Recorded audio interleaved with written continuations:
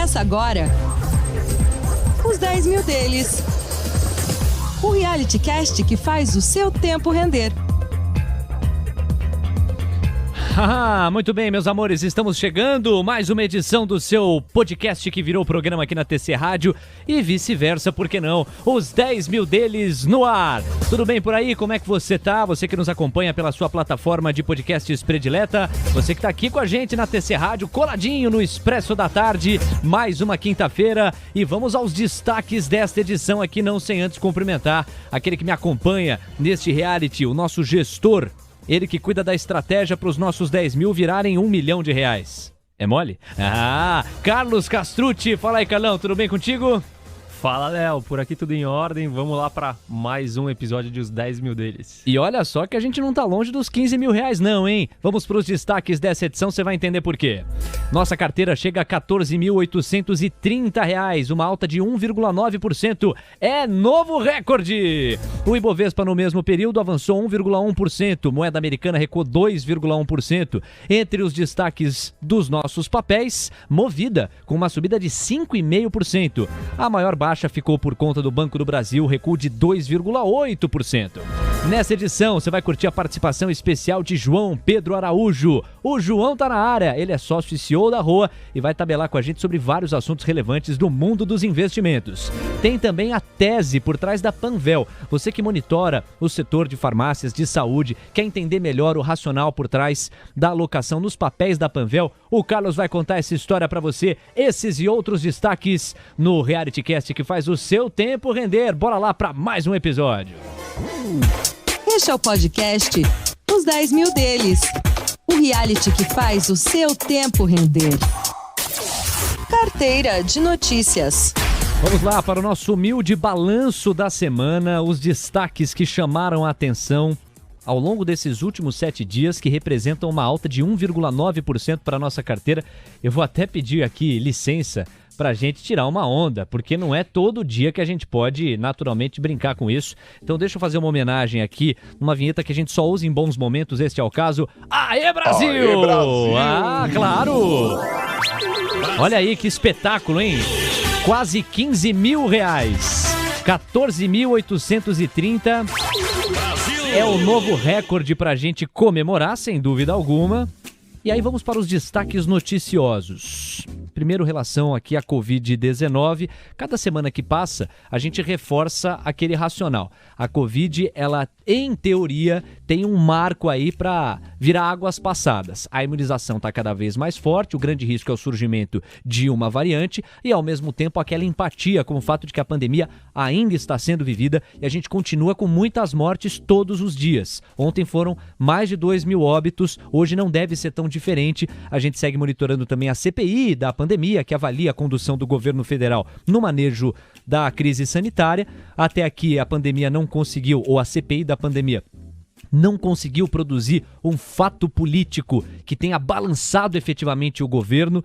A gente sabe que não foi possível ainda para a oposição legitimar, por exemplo, um processo de impeachment através da CPI, mas a gente também sabe que conforme os trabalhos da Comissão Parlamentar de Inquérito avançam, podem surgir evidências que dificultem a viabilidade política do governo ou vigente ou para 2022. Então é sempre um ponto de alerta para o investidor monitorar, mas não há exatamente uma novidade muito concreta, a não ser agora as denúncias em torno de uma compra teoricamente supervalorizada da Covaxin através de uma intermediária, fatos que vão ser apurados.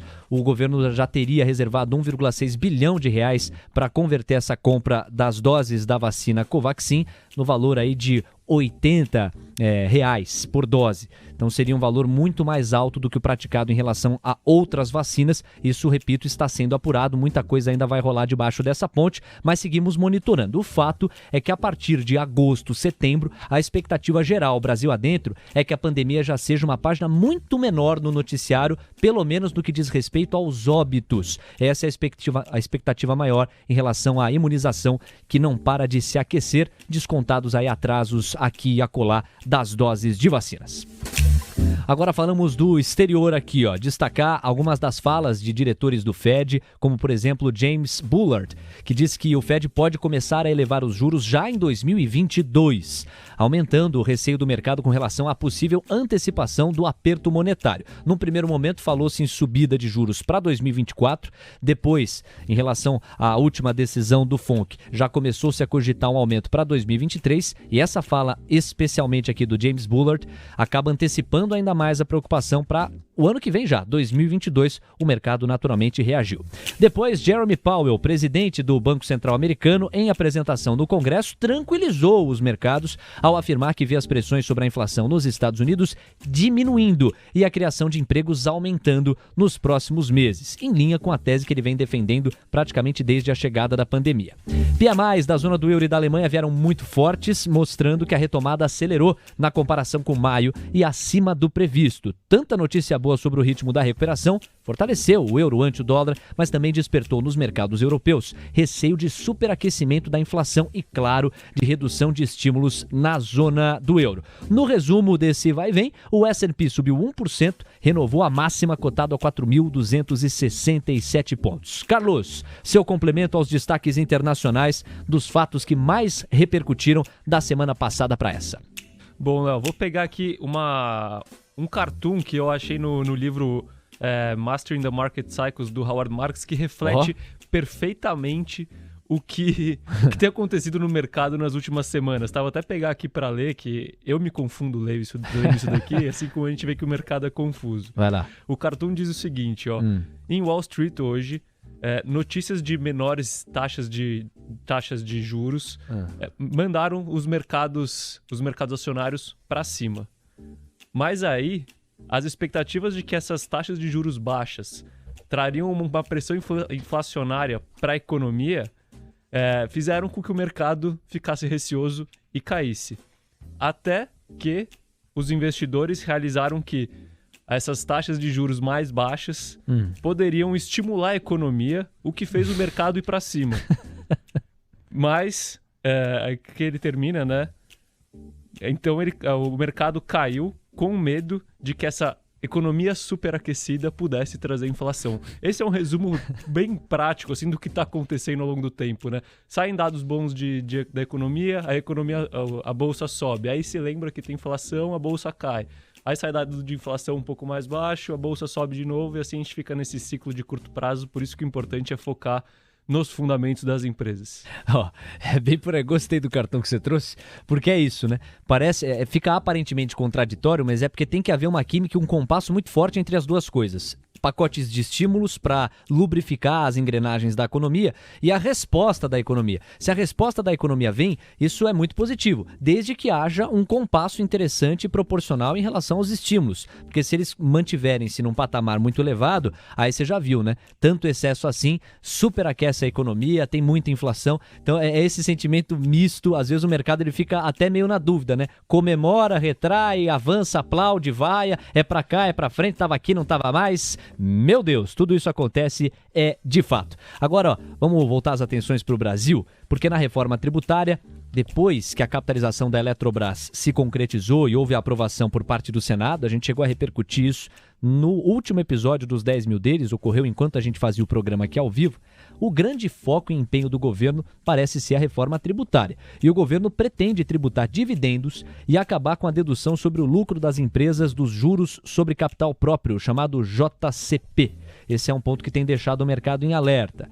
E aí, nesse aspecto, divulgar também aqui a ata da última reunião do Copom e o relatório trimestral de inflação, documentos super importantes para o mercado se nortear em relação ao Brasil. Você lembra que o Copom é o Comitê de Política Monetária. Ambos os documentos sinalizaram a normalização da taxa Selic para o nível neutro ainda em 2021 e uma chance de elevação de 100 pontos base já na próxima reunião do Copom, levando a Selic então para 5,25%. Esperava-se algo em torno de 75 pontos base, 100 pontos base já passam a entrar ou a estar no radar. A inflação acima do teto da meta em 2021, 5,8%, e voltando para a meta em 2022, outro ponto trazido por, sobretudo, o documento de relatório trimestral da inflação chamado RTI.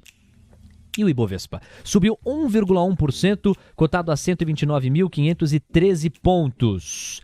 Vamos agora então tabelar com o Carlos para o aprofundamento em torno dos destaques brasileiros. Uma semana positiva para o Ibovespa, para o mercado em geral, portanto, a gente pode destacar, e para a nossa carteira em especial. Mas antes de entrar nos papéis que mais chamaram a atenção, no caso da sua estratégia, Carlos, vamos para o seu complemento, o seu comentário em torno desses destaques. A tributação de dividendos é um dos pontos que você acompanha mais de perto, né?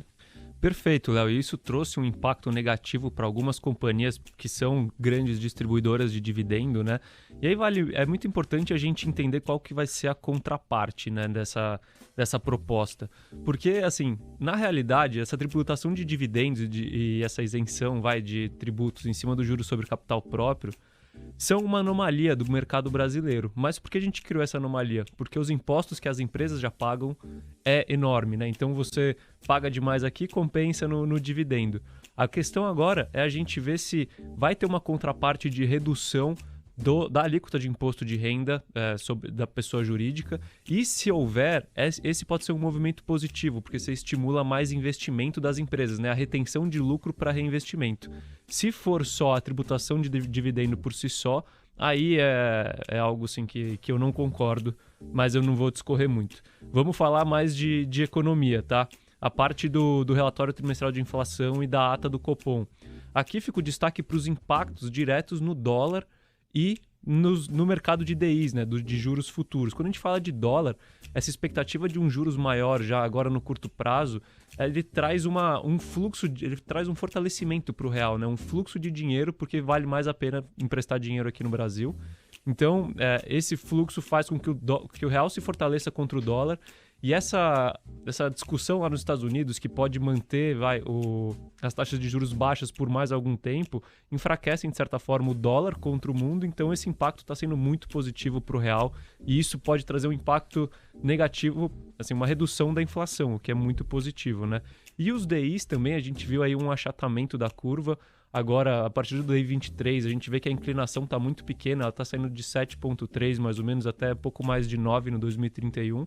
Eu acho que está tudo um pouco alto, mas vamos esperar os próximos movimentos aí da inflação para ter um melhor cenário do juro futuro. E eu quero lembrar que você pode participar do nosso programa ao vivo aqui. O Carlos é gestor de recursos, CFA. Daqui a pouquinho a gente vai bater um papo super especial com o João Pedro Araújo também, entre outros pontos aqui. Nós vamos tocar em inteligência emocional, em que medida ela afeta o trade, que é uma operação curto-prazista, como a gente sabe.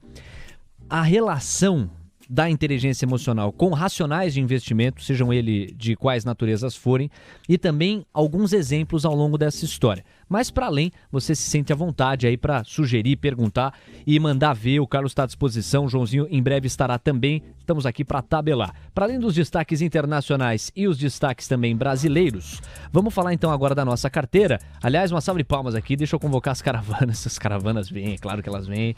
As caravanas sempre aparecem aqui, em especial para saudar quando a gente bate o Ibovespa. Salva de palmas então, porque, como eu falei, 1,9%. Nossa performance contra 1,1% do Ibovespa, destaque positivo Movida, 5,5% de alta. Por quê, hein, doutor? Léo, é porque assim, a Movida ela é uma empresa que é impactada positivamente pela reabertura da economia, né? Então, assim, a Movida foi o destaque ali no absoluto, né? Mas se a gente pega o desempenho da nossa carteira como um todo essa semana, várias dessas empresas ligadas à economia doméstica, ao consumo, subiram, né? Então, Via Varejo subiu bem, Movida subiu bem, Panvel, que a gente vai falar mais, subiu bem, Cogna subiu bem. Então, assim, é mais um movimento de reabertura da economia do que algum fato específico da Movida, né? Destaque negativo, Banco do Brasil. Muita gente defende, vários contribuidores, inclusive aqui do TC, que o Banco do Brasil, entre os bancões, é o mais descontado, aquele que apresenta a maior assimetria. Tem o Risco Brasil, a gente sabe, porque o governo é sócio e a gente sabe que tem um peso gigantesco dentro dos papéis, mas o fato também é que a assimetria parece muito atraente. Nessa última semana, a gente vê um recuo de 2,8% em torno dos papéis do Banco do Brasil. Tem algum ponto específico? Talvez tenha muito a ver com a questão de tributação que a gente discorreu há pouco, né, Carlos? Léo, você pega a questão da tributação de dividendos, né? Esse já é um fator que impacta negativamente os bancos. mais a questão da efetivação do aumento da contribuição social sobre o lucro líquido dos bancos em 2021 para 25%, esse efeito combinado trouxe um impacto negativo para todos os bancos de uma forma geral e o Banco do Brasil não foi diferente. Tá aí, então ó, a gente vai fazer uma rápida pausa depois de todos os destaques aí, ó, internacionais, nacionais e os highlights da nossa carteira. No próximo bloco você vai curtir a entrevista com o João Pedro Araújo, um dos sócios da Roa, acompanha aí o Carlos no dia a dia, eles vão contar um pouquinho também do funcionamento da parada por lá e a gente vai falar sobre, entre outros pontos, inteligência emocional e investimentos, sempre um tema muito importante para você ter aí no radar. É daqui a pouquinho, estamos voltando já, não sai daí. Os 10 mil deles. O reality cast que faz o seu tempo render.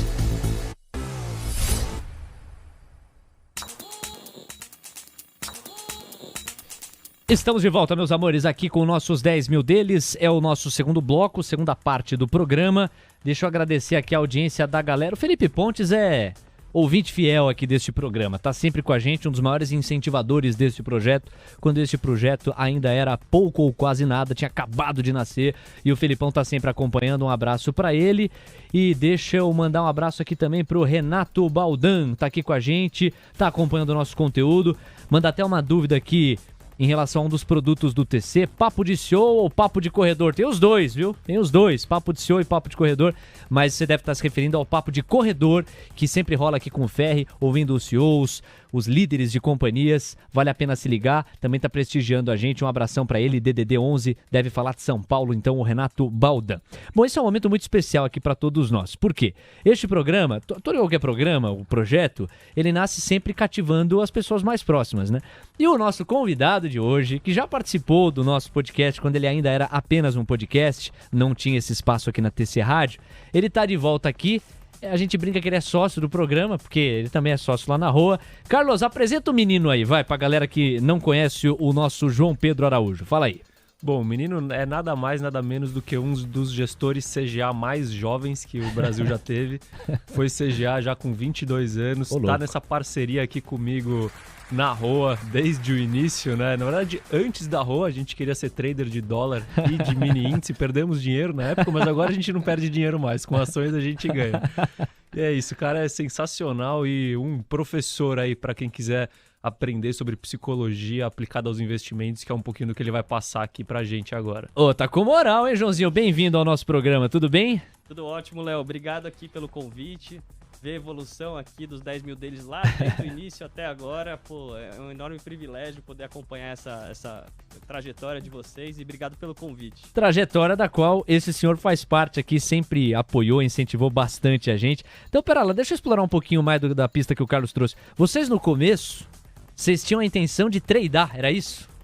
A ideia era começar ali, ó, cada um com 10 mil reais, fazer ali com day trade de dólar índice um pouquinho alavancado, 2-3% ao mês, a gente fez uma continha e chegava em 1 milhão rápido, a gente ainda não chegou. A gente queria se aposentar em 6 meses, essa era a nossa meta ali. E a gente começou com 10 mil reais, igual vocês. Olha aí, eram os 10 mil de cada um, entendeu? Naquele caso a gente perdeu, agora a gente trocou por uma estratégia vencedora. Mas, ô João, e qual foi o primeiro impacto quando vocês começaram a tradar e viram que não era tão fácil quanto vocês imaginavam, era muito mais difícil do que vocês pensavam? A primeira reação assim foi qual? Porque era o teu primeiro contato com o mundo do investimento também?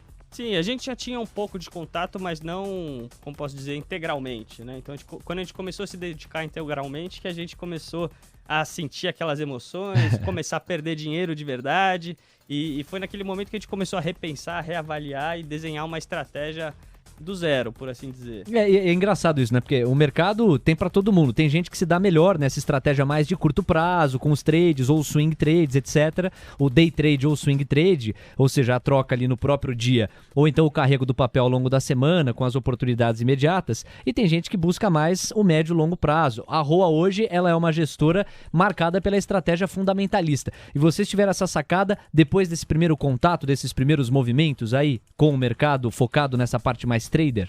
Isso, a gente começou como trader de curto prazo, né? Naquela época a gente só fazia day trade, nossa estratégia não foi muito vencedora. No meio do caminho a gente mudou para uma estratégia quantitativa, baseada em estatística, que se mostrou uma estratégia interessante, mas por conta dos custos não valia muito a pena, até que a gente conheceu a estratégia fundamentalista de longo prazo.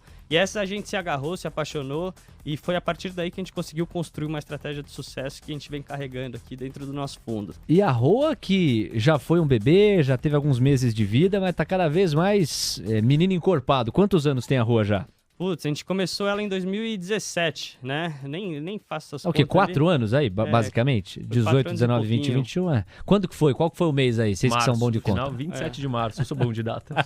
Não Não tenho problema com namoradas. Você nunca faz a gafe ali do dia, né? Boa. Bom, agora, João, um dos campos em que você se destaca é o campo emocional. Você é um cara que estuda o comportamento humano aplicado ao mundo dos investimentos e sabe o quanto que isso pode fazer diferença na hora de construir um racional e de ter convicção na tese ali para surfar nas oportunidades. Como é que a emoção afeta na hora do trade? Seja o day trade, seja o swing trade, seja uma operação mais de longo prazo. Conta pra gente aí.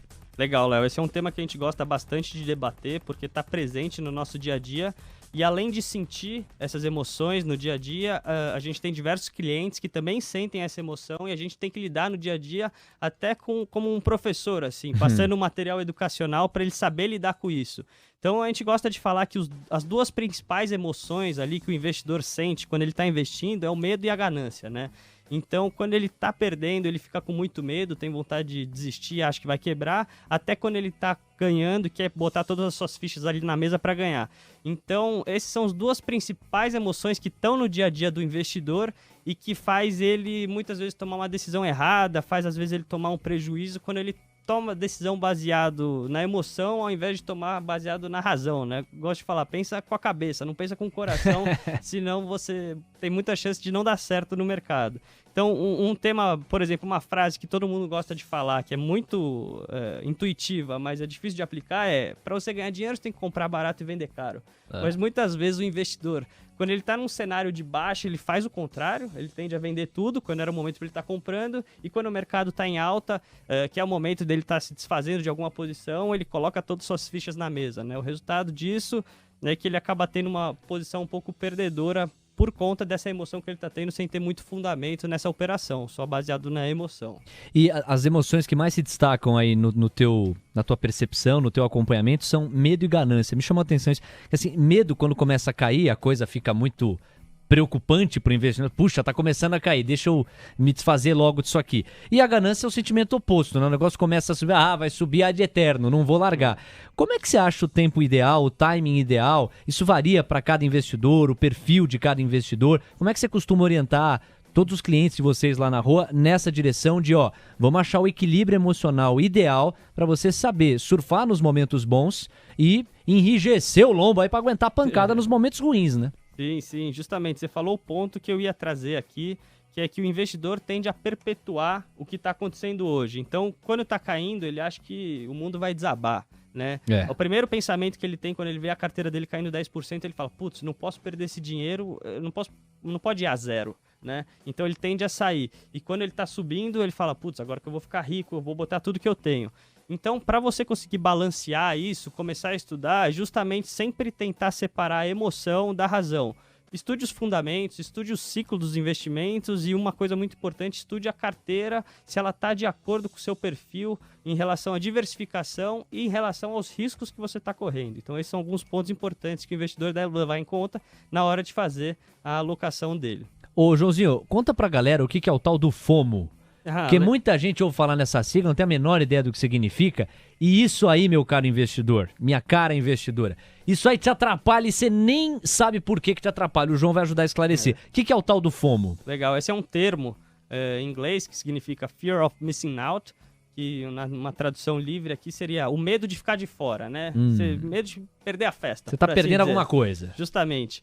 Então, quando você vê alguma coisa subindo, você quer entrar mesmo sem saber o que está acontecendo. Então, muitas pessoas tomam decisão de investimento baseado nisso. Começa a ouvir o amigo, a tia, vê no jornal e ele vai lá e simplesmente compra porque ele não pode ficar de fora daquele movimento. Então, é isso que esse termo diz e é um pouquinho do que a gente trouxe lá no começo, né? Novamente, ele está tomando uma posição baseada na emoção e não na razão. E aquela história, né?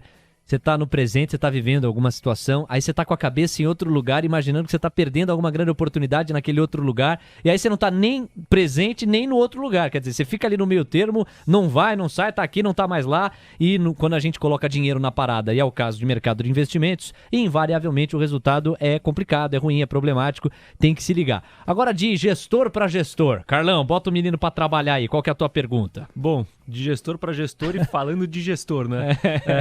Assim, um exemplo muito legal que é conhecido é a questão do exemplo do fundo do Peter Lynch, né? Para quem não sabe, o fundo do Peter Lynch é um fundo que, de um período ali perto dos anos 80, acho que foi um período de uns 20 anos, rendeu aí próximo de 30% ao ano.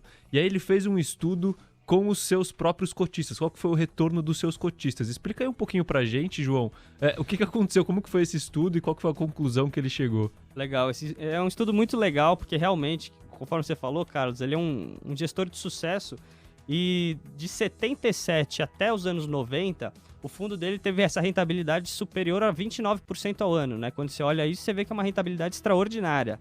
Só que quando você olha o investidor médio do fundo dele, ele teve prejuízo. Aí você fala, putz, isso é possível? Como que o cara conseguiu perder dinheiro num fundo que está indo tão bem? Falo, é possível sim, justamente por aquele ponto que eu mencionei.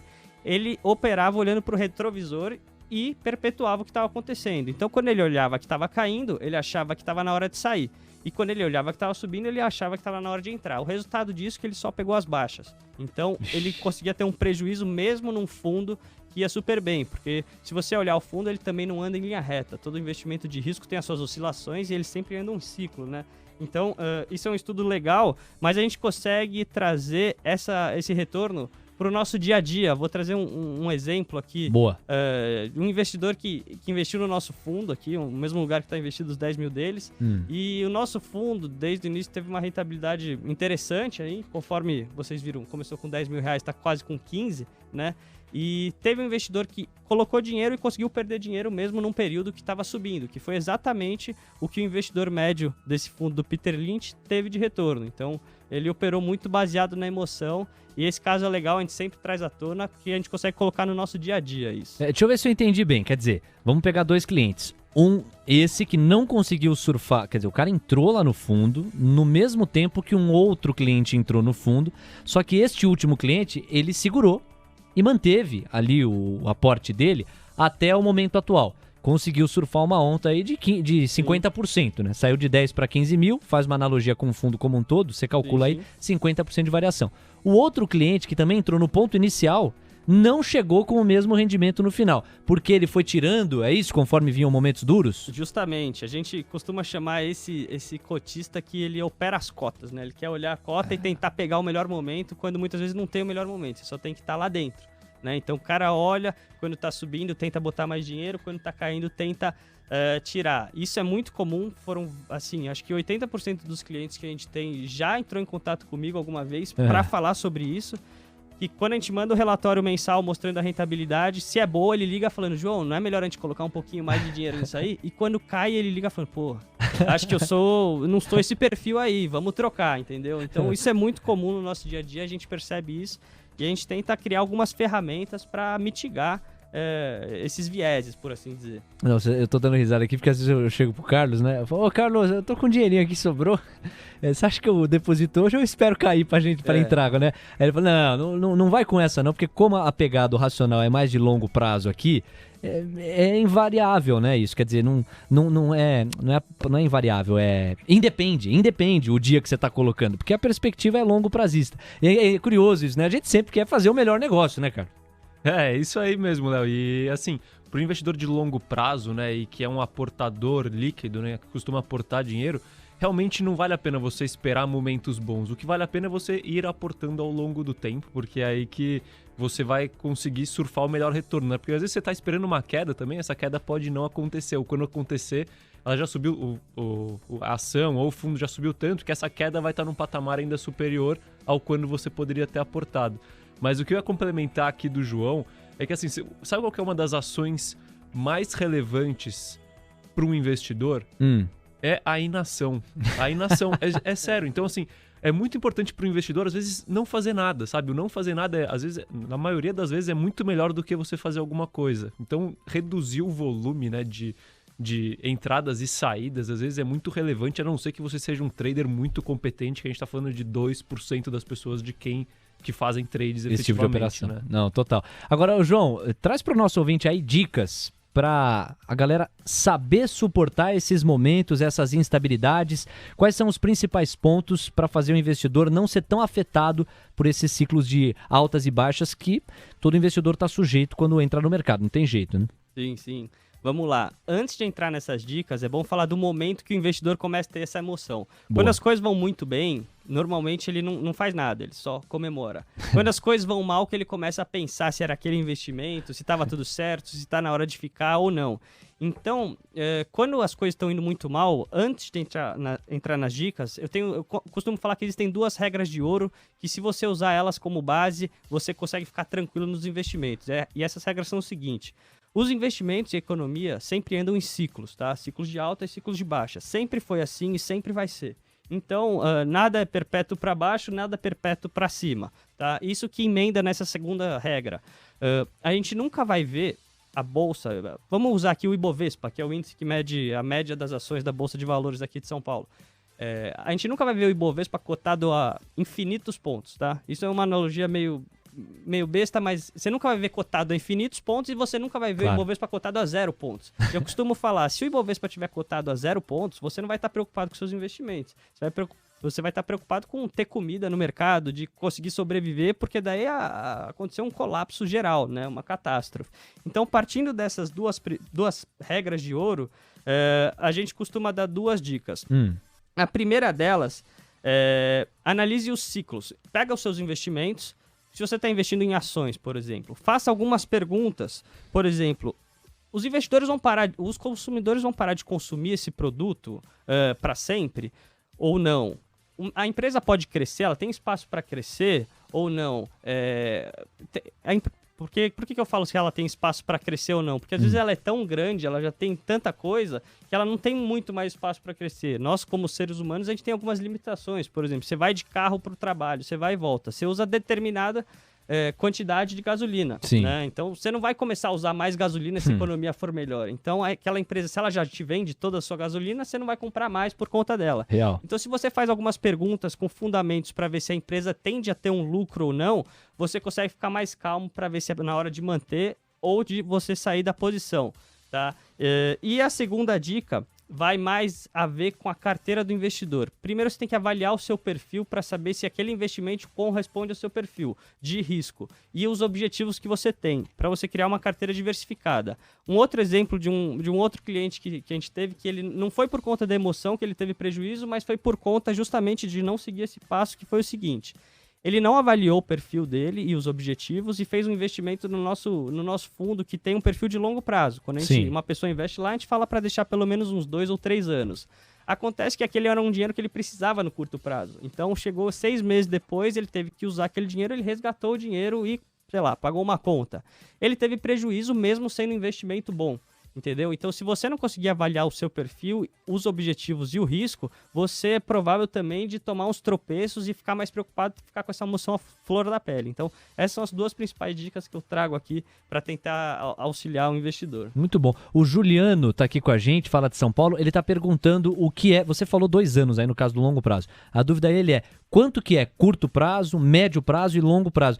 E me parece que esse conceito ele dá uma variada, né, João? Tem gente que fala longo prazo é 10 anos, 5 anos, 1 ano e meio já é longo prazo. Você entende que 2 anos é o mínimo para falar de longo prazo? Putz, realmente isso é um termo que varia muito. Se você pega um operador trader de curto prazo, meia hora é longo prazo. Aqui no Brasil a gente costuma falar que a gente não sabe o dia de amanhã, então uma semana é longo prazo, tá? Então quando você olha para o investimento, você tem que ver qual que é o objetivo dele.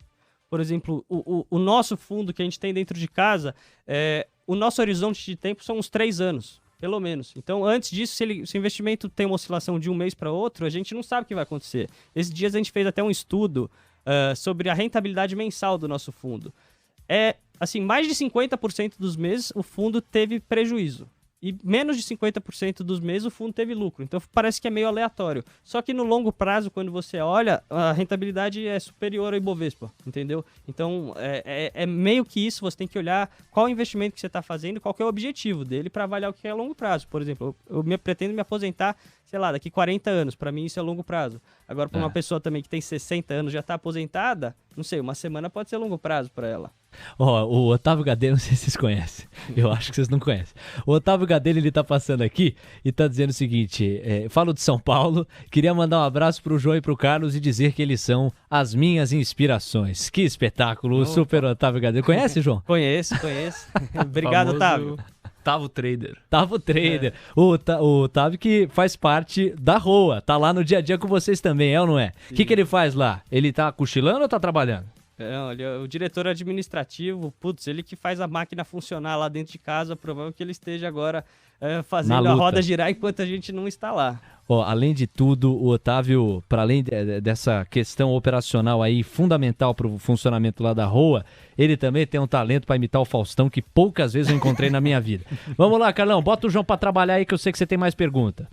Bom, João, você falou aqui de algumas emoções que o investidor sente no momento de entrar ou sair de um investimento. Existem outras emoções que permeiam os investidores? Sim, legal. Bom, existem milhares de emoções que permeiam aqui a vida do investidor, e isso até é uma matéria de estudos econômicos muito extensa, assim. Por exemplo, o Richard Taylor e o Daniel Kahneman, que são duas pessoas que ganharam o prêmio Nobel, foram com estudos baseados em finanças comportamentais, né? Então você vê que isso é um tema relevante aqui, tanto na prática quanto na teoria, tá? Então existem diversos emoções que a gente sente, a gente chama alguma delas de viéses cognitivos. Eu trouxe aqui duas de exemplo para vocês saberem como que a gente sente isso no dia a dia. A primeira dela é o viés de ancoragem, tá? O que é isso? Vou dar um exemplo que fica mais fácil. Imagina, Léo, você vai almoçar, vai no jantar com a sua namorada em 2 restaurantes, e tem um vinho nos 2 restaurantes que você gosta que custe R$100, tá? E nos 2 restaurantes é o mesmo preço.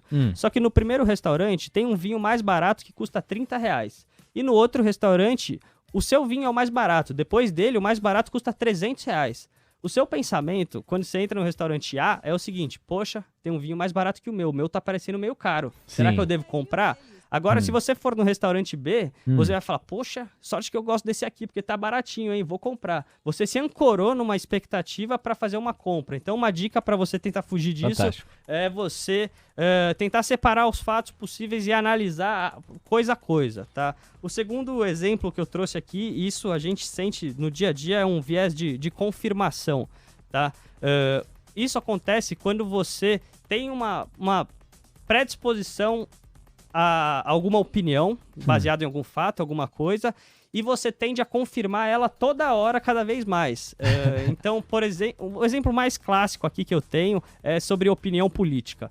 Você tem uma opinião política, seja a favor, contra o governo, e você recebe lá no grupo do WhatsApp uma notícia que vai de encontro com a sua opinião. Você nem abre ela, você já repassa para todos os grupos, falando: olha lá, falei, tá, é assim mesmo.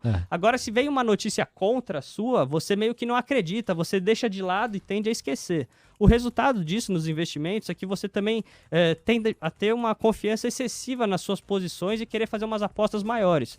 Então, de novo, uma ferramenta que você pode ter para tentar fugir desse viés é analisar a empresa, ser um pouco neutro, tá? Analisar os pontos contra e a favor e sempre tentar questionar a sua tese de investimento. Então, esses são apenas 2 exemplos que existem, mas, existe uma infinidade e é muito interessante estudar esse mercado. Não, muito legal. E vou te dizer mais.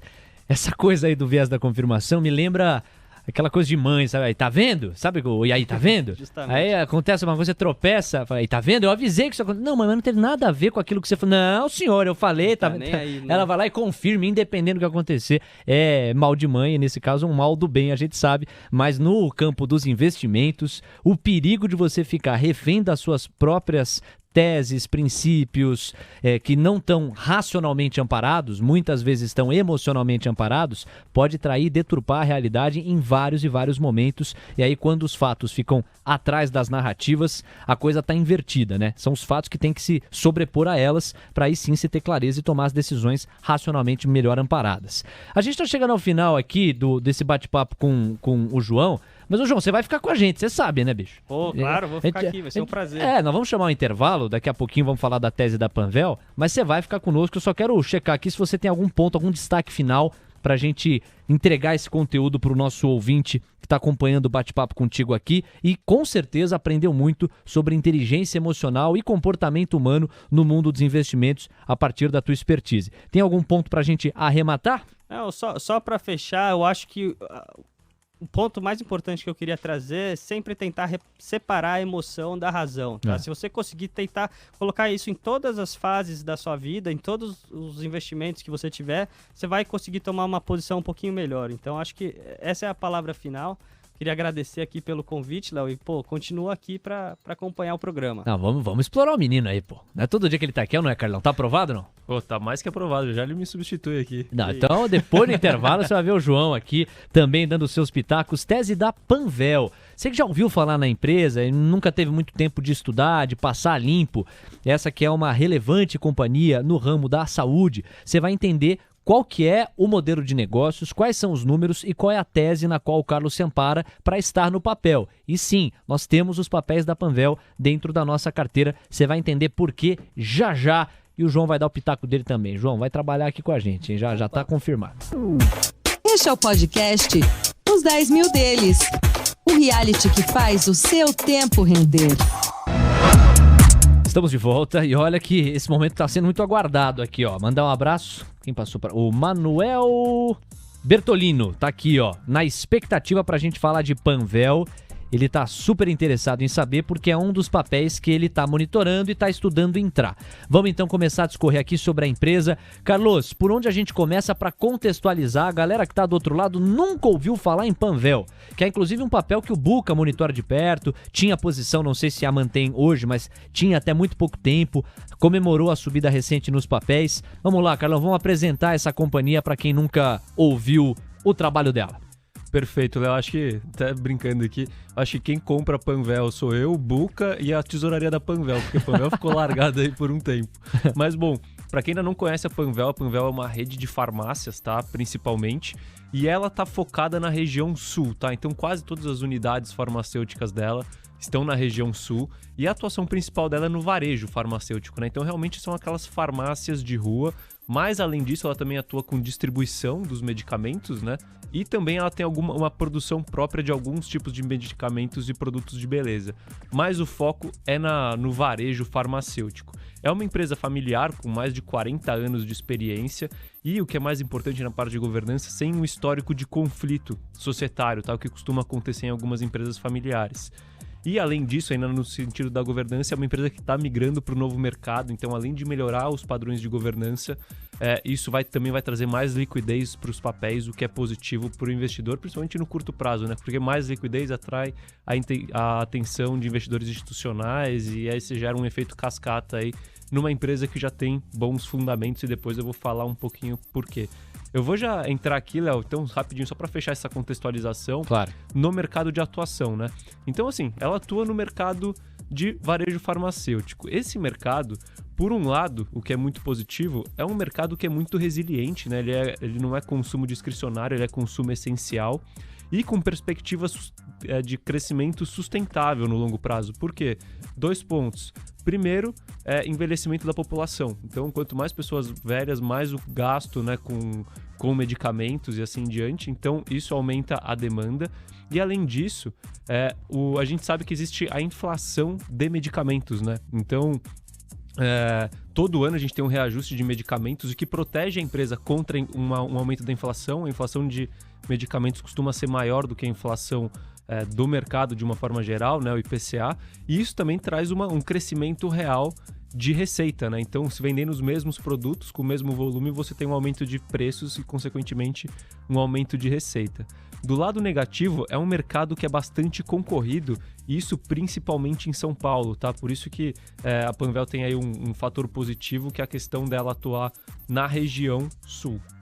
Aí, meu garoto, já a gente vai aprofundar a tese de investimento, a contextualização tá dada, tanto em relação ao histórico da companhia quanto ao mercado de atuação dela. Deixa eu mandar um grande abraço aqui, ó, para mais um ouvinte que entrou em contato conosco, DDD 21. Tô estimando aqui que o Omar fale do Rio de Janeiro. Ele tá lá com a gente, ó, perguntando o seguinte: olá pessoal, boa noite. Como podemos acompanhar a carteira do programa? Ótimo programa, tô curtindo muito. Aí ele até compartilha que hoje ele segurou os papéis da CSN com o viés mais de torcida. Aprende bastante aqui nos 10 mil deles. Um abração pro nosso Omar. Carlão, pra galera que quiser acompanhar com mais detalhes a tese ou a composição da carteira como um todo, tem um caminho através do site da ROA, ou o negócio é a gente fracionando e dividindo episódio a episódio por aqui a composição geral do portfólio? Bom, Léo, aqui no programa, né, a gente vai ter aqui a carteira vai mais atualizada quando a gente chega a falar, mas dificilmente a gente abre a carteira de uma forma geral aqui no programa. A gente costuma falar, às vezes, de setores e trazer teses específicas. Se você quiser entender um pouco mais do raciocínio que a gente tem, aí no site da ROA, a gente tem todos os raciocínios que a gente elaborou ao longo do podcast, né, dos 55 episódios do podcast. No site é www.roaasset.com, HOAasset.com. Lá você vai ter a tese de diversas empresas, a maioria delas a gente ainda investe, e tem algumas que a gente já não investe, mas tem a tese lá. Agora, se você quiser saber a carteira, aí você não vai ter todos os dias, mas você tem sempre com um mês de delay, né, de atraso na CVM. Se você entrar na CVM e colocar ROATIRI, HOAT espaço TIHI no site da CVM, você vai encontrar a carteira do fundo, que é a mesma carteira dos 10 mil deles, né? Os 10 mil deles estão alocados no fundo que a ROA faz a gestão. Repete aí o endereço que você deu? O da CVM ou do da CVM, o último que você deu. Então é o nome do fundo, é ROA, HOA, espaço, TIRI, TIHI. Se você colocar esses dois nomes no site da CVM, lá na consulta de fundos, você vai encontrar a carteira aberta do último mês, né? Então, nesse caso, do mês de maio. Boa, meu garoto. Ó, super obrigado pro Omar, que ele já tá agradecendo aqui bastante a gente, o Omar Neves. Valeu, Léo, tamo junto. Tá valendo muito, parabéns aí. Grande Omar, obrigado pelo carinho. E agora, por falar em tese, vamos pra tese de investimento efetiva da Panvel. Carlos, quais os detalhes, por que a gente tá no papel? Bom, primeiro falando de passado e indo para futuro, né? Se você pega, assim, fora toda a parte de qualidade do management, né, que é algo mais qualitativo, se você pega o histórico de crescimento da empresa, né, e de execução, a gente sabe que, assim, primeiro é uma empresa que tem um histórico resiliente de crescimento de receita. Se você pegar nos últimos 10 anos, a empresa tem um crescimento anualizado de 12% ao ano de receita, num período longo. Então você vê que é uma empresa que consegue entregar crescimento. Além disso, é uma empresa que tem baixíssima alavancagem financeira. Na verdade, depois do aumento de capital, é uma empresa que tem caixa líquido, né? Então ela tem mais caixa do que endividamento. Então isso reduz bastante o risco de liquidez e de solvência da empresa. E essa parte do management competente, né, dos diretores competentes, que são capazes de entregar crescimento futuro e de conseguir continuar entregando essa boa operação da empresa. Além disso, é uma empresa que, na parte de farmácias, ela tem uma penetração de 18,5% na região sul. Então, o market share, né, que a gente chama, da Panvel na região sul é de 18,5%. E com um forte reconhecimento de marca, tá? A gente sabe que no sul a gente tem essa característica um pouco diferente. Depois, até se o Ferri estiver ouvindo e quiser complementar, ele sabe que no sul o pessoal se apega muito às coisas, né? A localidade, né? E a Panvel é local. Então, as pessoas da região sul, elas têm sempre a preferência por compra na Panvel. É uma marca super forte, ou seja, dificilmente um concorrente consegue entrar lá e roubar mercado da Panvel. E aí, agora falando um pouquinho de futuro, então, tá, Léo? Boa. Ela tem uma estratégia de crescimento clara e a empresa está bem capitalizada depois do aumento de capital que eles fizeram no meio do ano passado, de 480 milhões, para conseguir executar esse plano de crescimento. E esse plano de crescimento, ele é dividido aqui em duas vias, que eu posso chamar assim. A principal é a via do meio físico, né?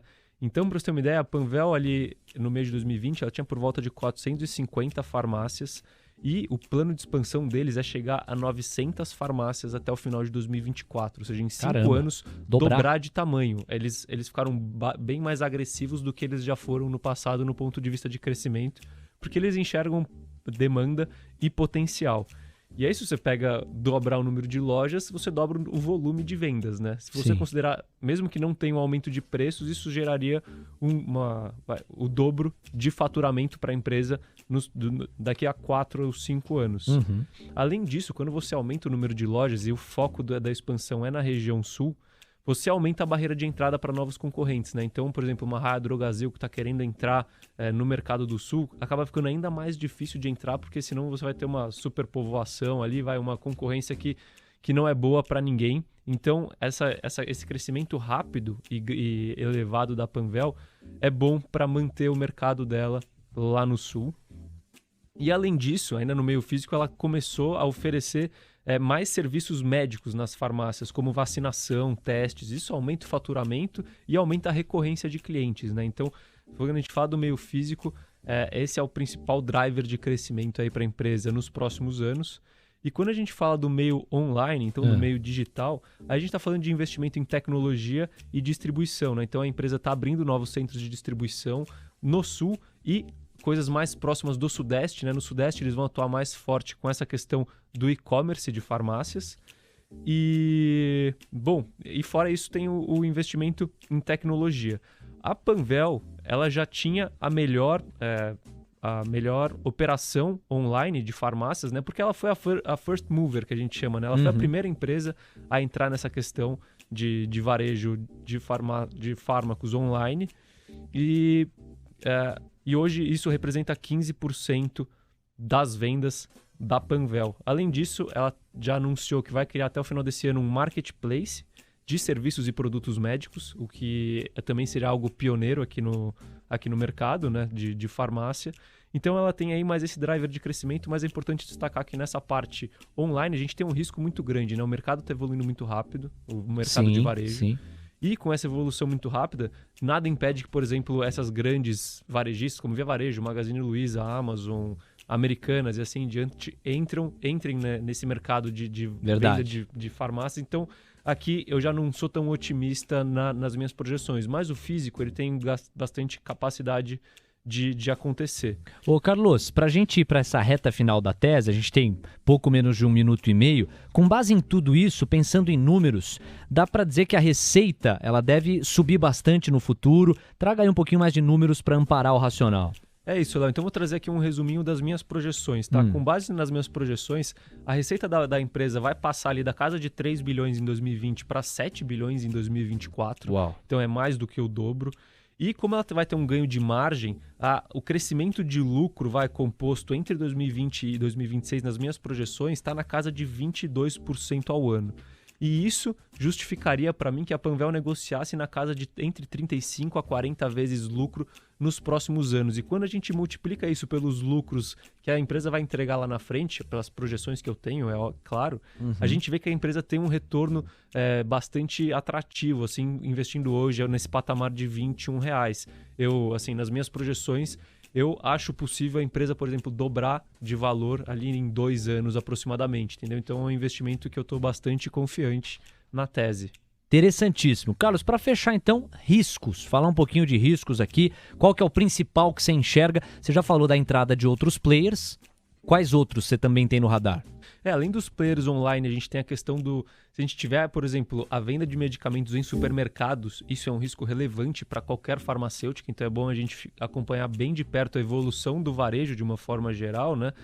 E, assim, por se tratar de uma empresa de crescimento, se a gente tiver uma frustração do crescimento da empresa que está projetado e embutido no preço, isso impacta muito forte no preço da ação. Por isso que empresas de crescimento apresentam um grande risco de investimento, por isso que é muito importante você acompanhar de perto e ter muita cautela na hora de investir nesse tipo de empresa. Mais uma aula aqui, mais uma tese. Joãozinho, olha, em função esse programa já tem espaço para dobrar de horário, então a gente não vai conseguir continuar tabelando contigo aqui, temos que passar a bola, vem aí o Faça Acontecer, mas deixa eu mais uma vez agradecer a tua presença, que você volte a frequentar o nosso programa em outras ocasiões aqui. Você gostou da tese de Panvel? Tá aprovada a tese, ô Joãozinho? Tá aprovada. Tô investindo também, tô acreditando. Obrigado pelo convite de novo, Léo. Ô, João, tamo junto. Obrigado aí por tudo, viu? Pela torcida de sempre. Agradecendo o carinho da sua companhia. Semana que vem tamo de volta aqui, haja o que houver. Carlos, abração pra você. Até mais. É isso. Semana que vem estaremos aí de novo e um abraço. Valeu. Obrigado a todos que participaram. Incrível audiência. Beijo. Tchau.